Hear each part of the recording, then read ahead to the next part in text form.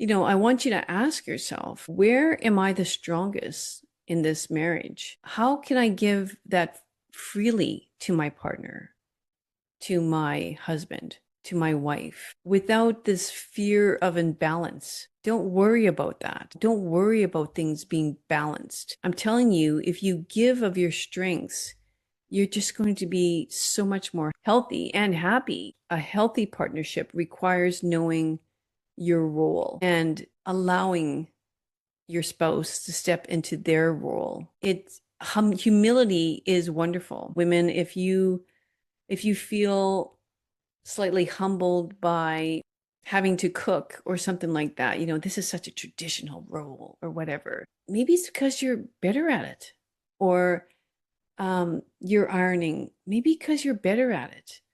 You are, I think this is very easy for women. I was going to say planning the kids' sports or planning vacations. Women love that control, so they don't find that hard. But if you were stooped into believing that those traditional roles are all old and silly and you need to be something else, forget that. Do what you're best at. And I know that there's going to be couples listening to this whose roles are completely flipped. There's probably stay-at-home dads that cook every single meal. In fact, in my marriage, my husband cooks. I used to say most of the time, but now I'm going to say almost all of the time. And, he's good at it. He's not maybe that great at it, but he does it with love. He seems to enjoy it. So that's what counts. I don't care if it's not exactly the way I would have done it. It's wonderful as it is. Dishonesty, disrespectful, discrimination, detached, dismissive. That's it. I'm done. Relationships can be messy. Are you having trouble with your personal or professional relationship? Not to worry. As a relationship therapist and coach for over 25 years, I have a lot to share, and so will my guest experts. Let's get smarter in our business and personal lives so we can be our best selves. Now, let's get on with the show.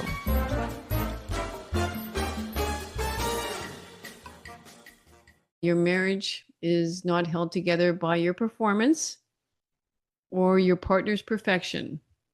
It's held together by your commitment to walk in the faith, to stay open and believe again. Trust is the cornerstone, not because it's easy, but because it's holy. There's a reason why it comes up over and over and over in the Gospels, in his teachings. He knows that we're maybe not the brightest lamp on the, on the street. And you could see how frustrated he is with his disciples because of that. I love that part, that his frustration comes out, that he shows his human side of his time here on earth.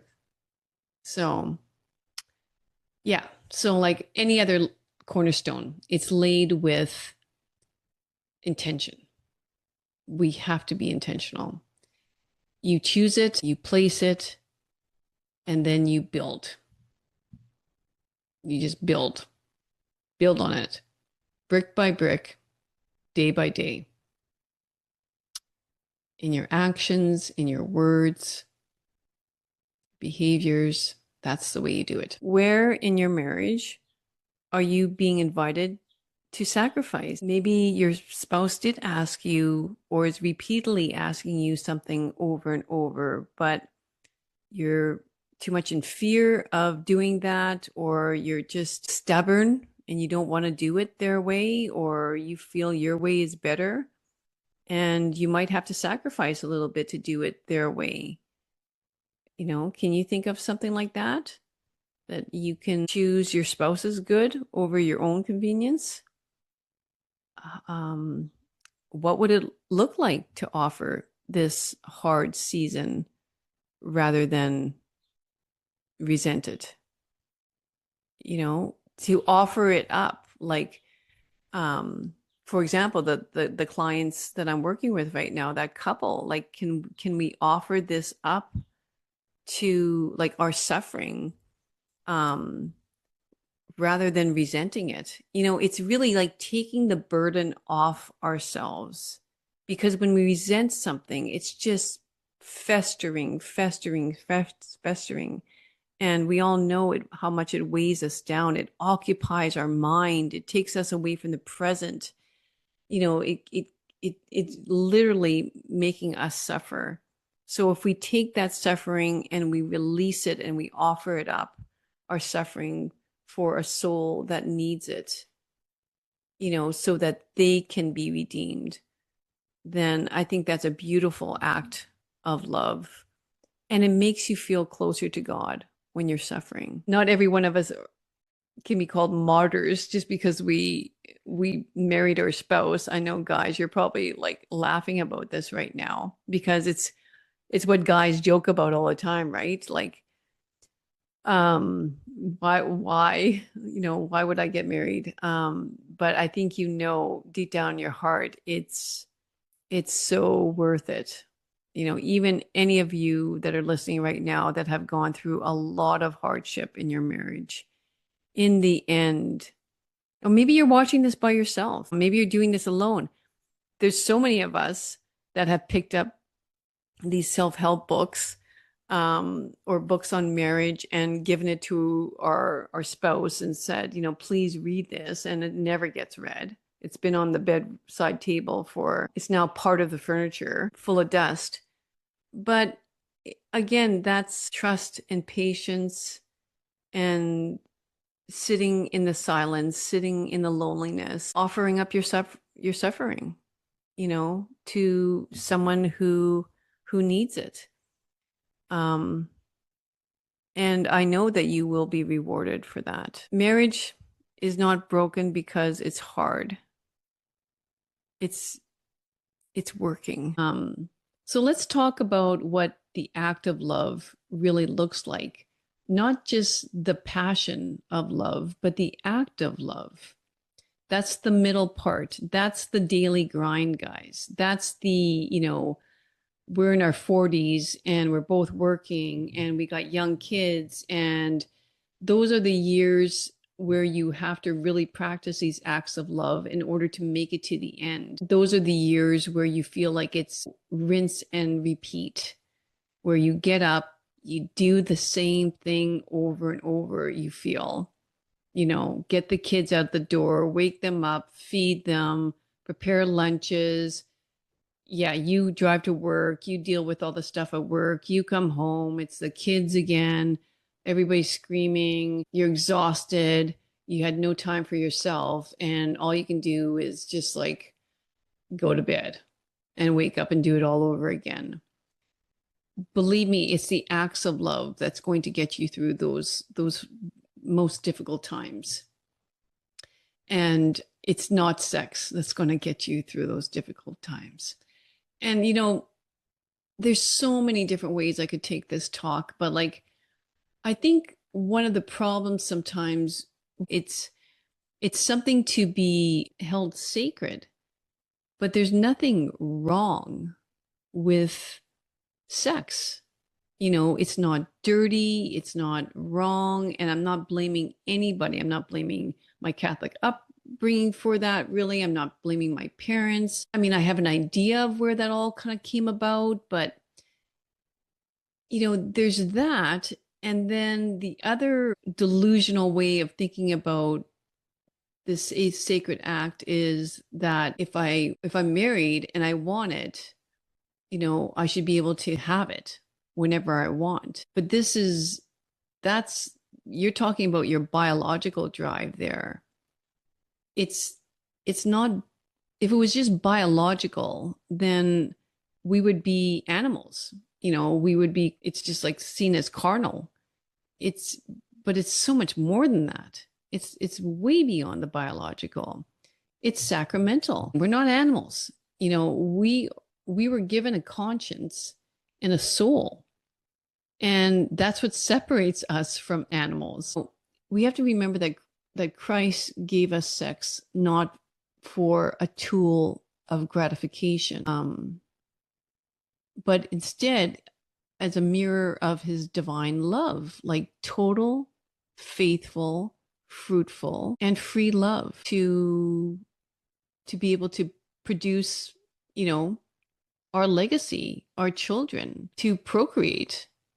That's that plus satisfying us sexually. You know, it's both. And because God loves children and wants us to be fruitful, that's why he made it as desirable as it is. But people have misconstrued the meaning of what sex is. Like you can think about, you know, as we're talking about lust here, right? Over love. Going back to that erotic type of love, the passion love. That's again erotic desire. That's the sexual desire that we talk about. But you can't forget the middle part here, the acts of love. It's going to break the marriage apart if you're prioritizing your kids over yourselves. You know, social media parenting opinions, that's the other thing. I hear it in my couples too. You know, it's like, well, you know, you sent me that TikTok on, you know, parenting or whatever. Do they have psychology degrees, you know, or are they just a parent who has an opinion sort of thing, right? We got to watch out for all these influencers there are out there. It's like it's no different from the diet world, the nutrition world out there. Someone starts eating a certain way and it actually happens to work for them, and they're all over social media saying that no, this is the only way of doing it. You know, anybody who doesn't do it is going to run extreme health risks. You know, it's crazy. Like, make sure you get your source of information from the right places. And especially when it comes to masculinity out there, there's a lot of toxic masculinity, and it's really, I find, undermining the male role in the home. It's sort of women can do everything, you know? It has this suggestion of not needing a man in the home, and it's so wrong. It's so wrong. So yeah, I want you to, you know, caution, just resist those cultural narratives. Make sure you're getting your source of information from the right place, and that it's connected with sacred wisdom. Well, what do you do when you're not on the same page? Negotiate, renegotiate, go back to the table, talk some more, try to understand each other's perspectives. There's always a meaning for why someone is saying what they're saying. To them, it makes perfect sense, and you need to get down to the source of why they say it that way, why they feel that way. There's no winning in any discussion, because if you feel you win, that means your partner lost. And that's not the way it should go. You both need to be heard. You both deserve to be understood. And until you understand each other, you have to go back to the table, discuss it more and more and more, and seek counsel. You know, don't try to do this on your own if you've gone through a perpetual conflict over about your kids. And absolutely make all your decisions behind closed doors, right? I think we've become conditioned to see silence as awkward, but spirituality, you know, silence is the space where God speaks to us most clearly. So you're missing out on something pretty big here. You know, you're not giving yourself that opportunity to hear him speak to you. It's where we feel closest to our spouse, not because of what's said, but because of what's understood. You don't have to fill it with words. So there's actually a term called nonverbal empathy. And what that is just sort of like, a hand on your shoulder, a squeeze of your hand sort of thing. Nothing needs to be said, just even a shared glance across a room, right? Um, or just being in the presence with someone who's going through some grief or some tension or some stress. But you know, especially in grief, because, there's no words that you can say that's going to help the person in that moment. That's what I'm talking about. That type of presence, really important. Being at someone's bedside in the hospital. That's a really good example of presence. That silence. It's so important. Terrible things can happen in a marriage, not just divorce, but even death. And I wouldn't want you just to rely on another spouse and hope and pray everything's going to be okay and be oblivious to your finances. Um, so this whole idea of making sure that you can support yourself if something would happen is very important, and I think it's something that we do have to think about, but not hidden. You know, and I do, yeah, like there's nothing wrong with each spouse having their own bank account because we're different people. For one person, it could be any sort of extra I have after contributing to the marriage and the house and the family and stuff like that. Anything extra, obviously, you're going to want to spend those things differently. A man might want to spend it on a golf membership or the Jets tickets and, with his buddies, and a woman, whatever that might be. I mean, it's travel. Maybe she really loves traveling and has horses, like has a hobby. I don't know. There's nothing wrong with that. I'm not talking about that. I'm talking about, stashing money in secrecy somewhere that where your other partner doesn't know about it. That's a little bit odd. Okay. Not a little bit. It really speaks towards mistrust. And that's never good in a marriage. A marriage is built on trust. Um, but going back to what I mentioned about men having sort of, I feel like a bit of an identity crisis nowadays because it's not,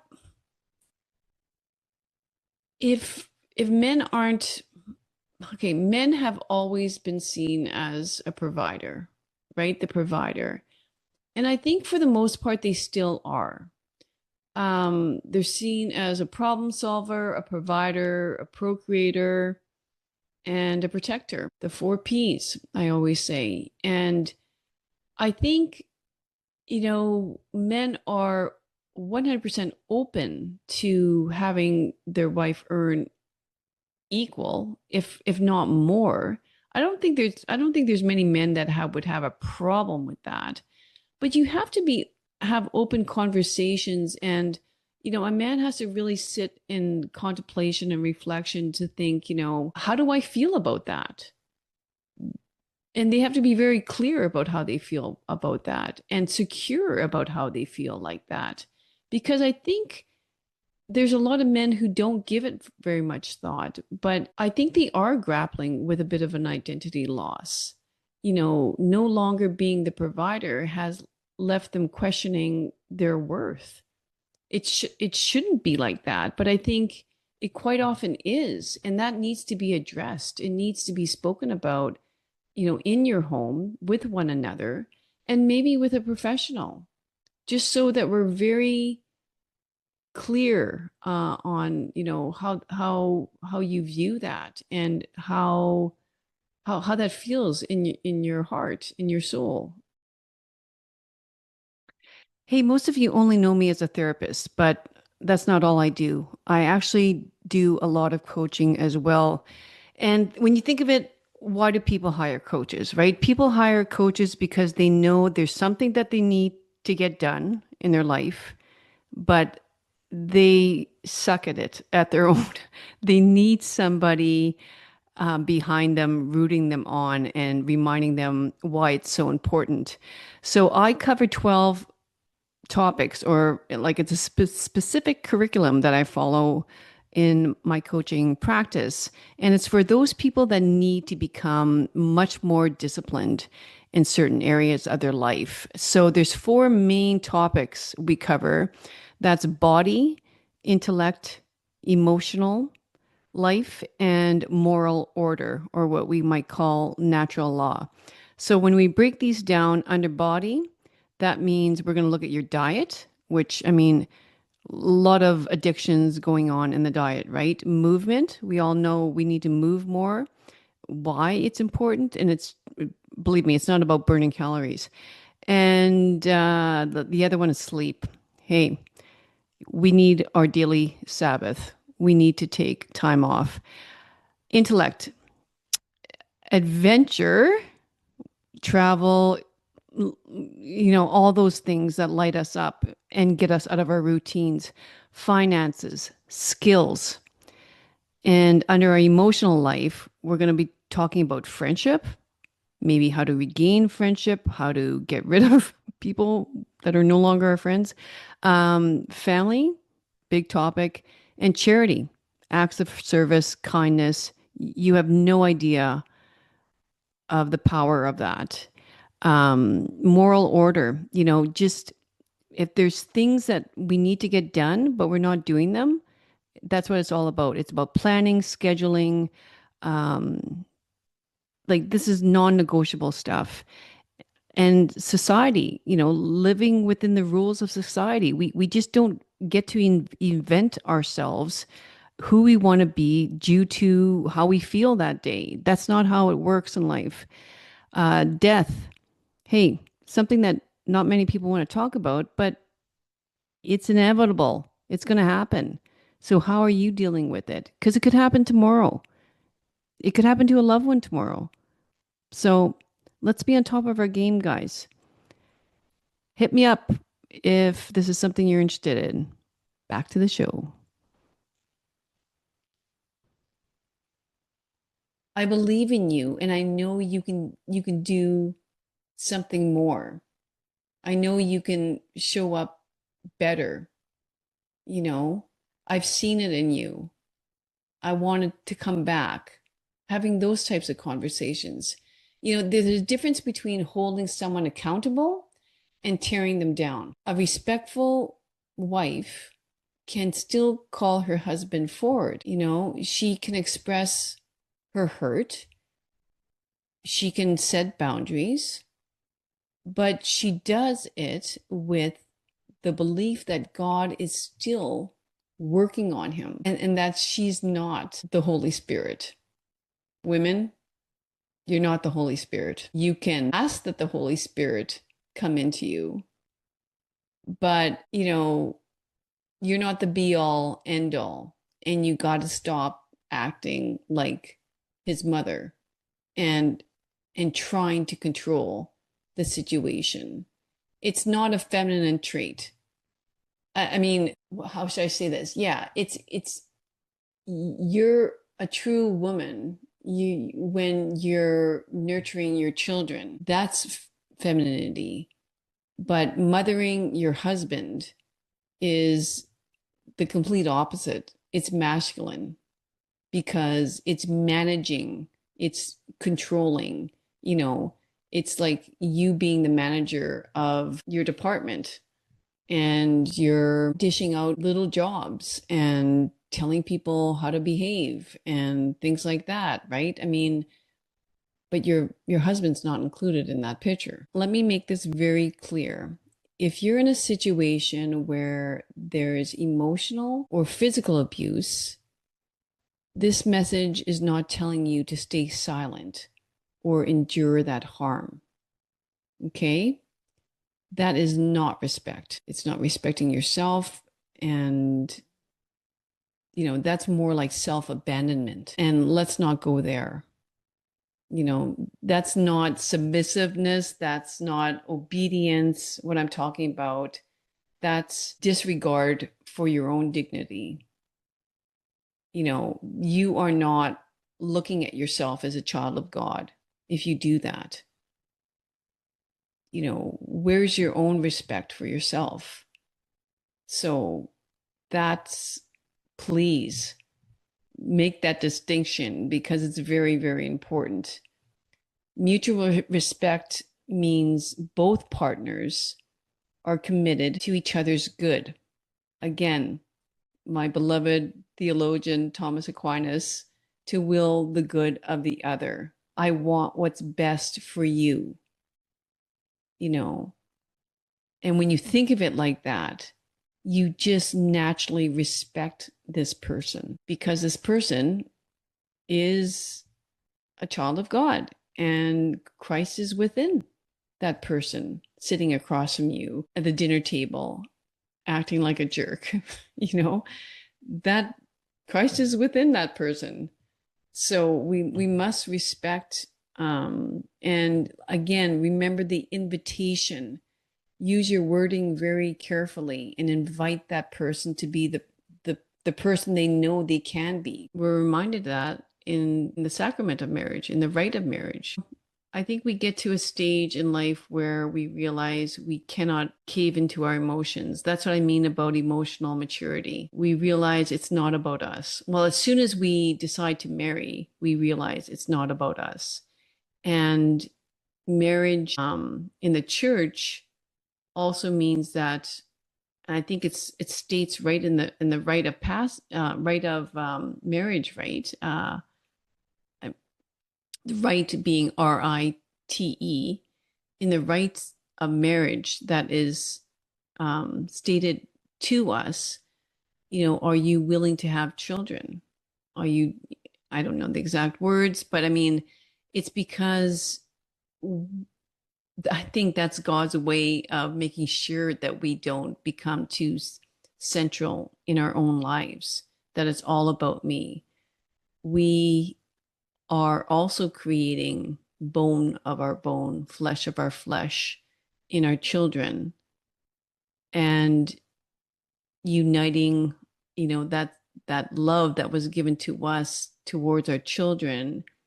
And so our covenant of marriage is we're creating a different level of community, with our children.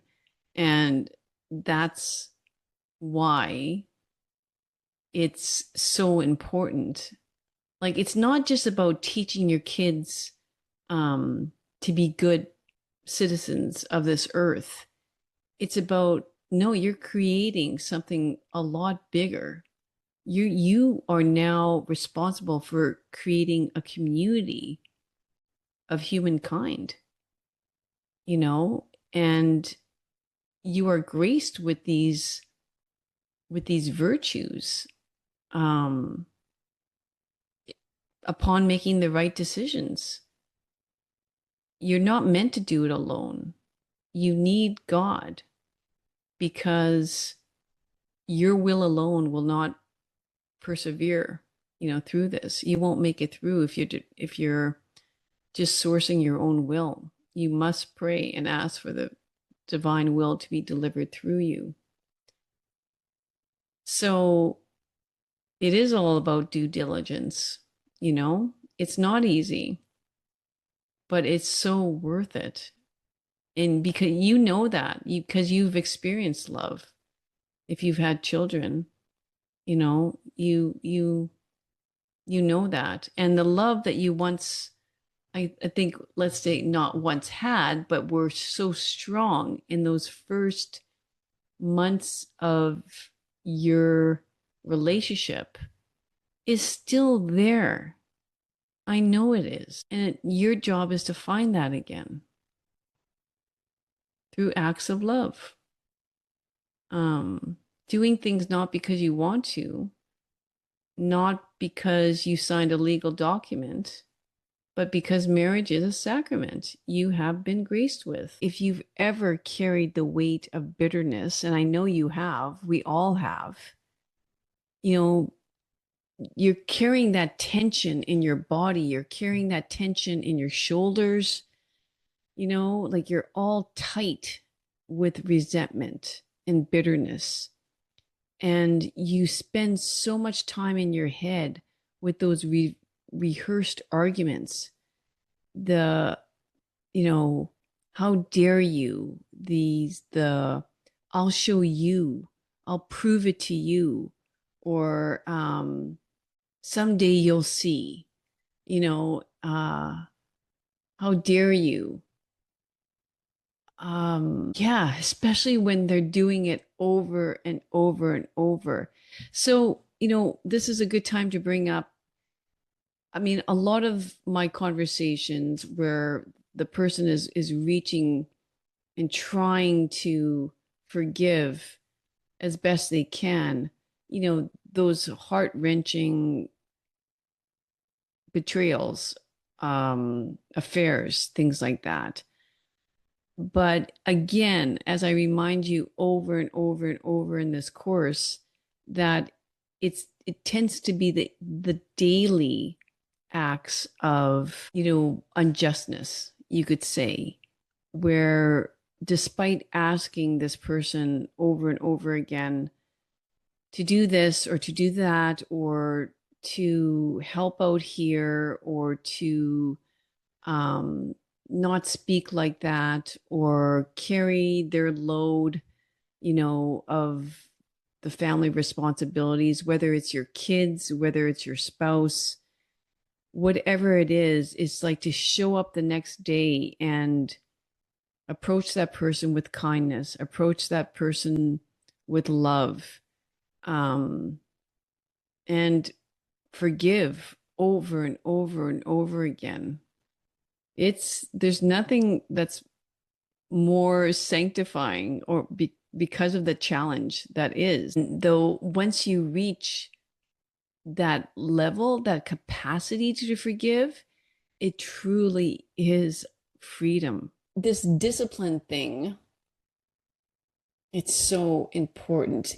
You're disciplined to find the love in your marriage, to nourish that season of dryness, to fill it up with the waters of, your baptism, your confirmation, I mean, the type of person who you are. That's the kind of faith that says, even here, I will still choose you. Even during this difficult time, I will love you with, with my will, when my heart feels tired, and I will pray for God's will to be delivered through me to help me with this. I will act in love even when I'm not feeling it, you know? Um, and that's what most people get wrong about love. They think it's some sort of sensation, it's an emotion, it's a feeling, and I'm not feeling it.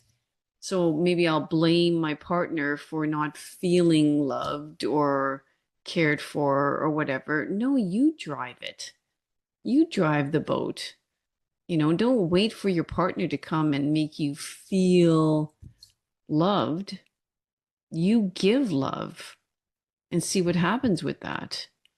It is 100% a commitment to become the person God's desperately trying to shape you into, you know, through those very difficult challenges that you feel your marriage is servicing. I think we've gone there with our faith often too, right? Maybe it's not even just like in your marriage, like these dry periods during your faith.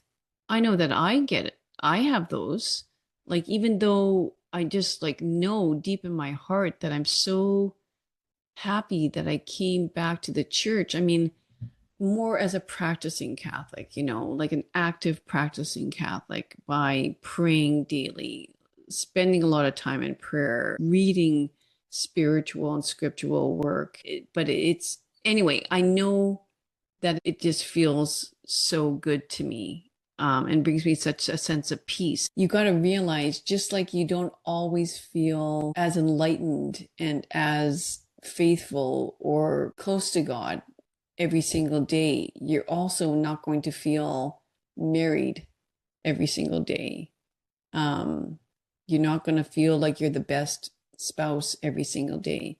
You're not going to always want to give grace, to be patient, you know, to forgive, to, when you really want to walk away, to lean in instead. That is difficult, and that's okay. You know, God doesn't call you to feelings. He calls you to faithfulness. You're not supposed to always feel the good feels, but he just wants you to be faithful and trust in him. And always remember, you're not alone. Yeah, it's worth it. Your marriage was never meant to be ordinary. You know, you, just like you're not meant to be ordinary. You're always called to something more than that. So thanks for spending this time with me. And again, I hope this is not just, you know, uplifting kind of type of influential knowledge. I hope you grasp a greater understanding of what marriage is meant to be.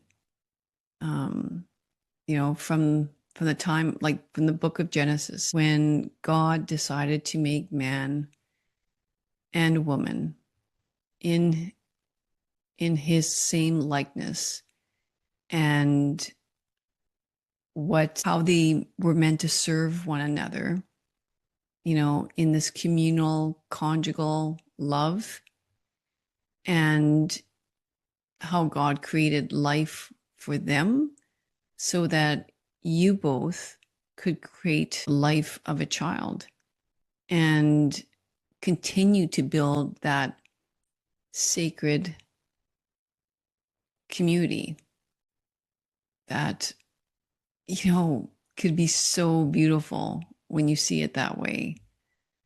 It would be paradise. It absolutely would be.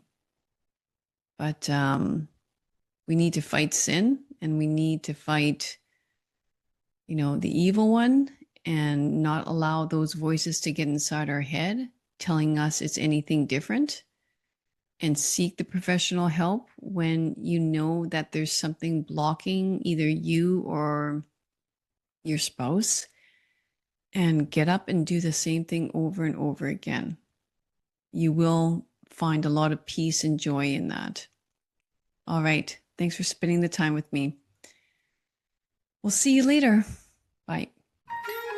Thanks for tuning in to this episode.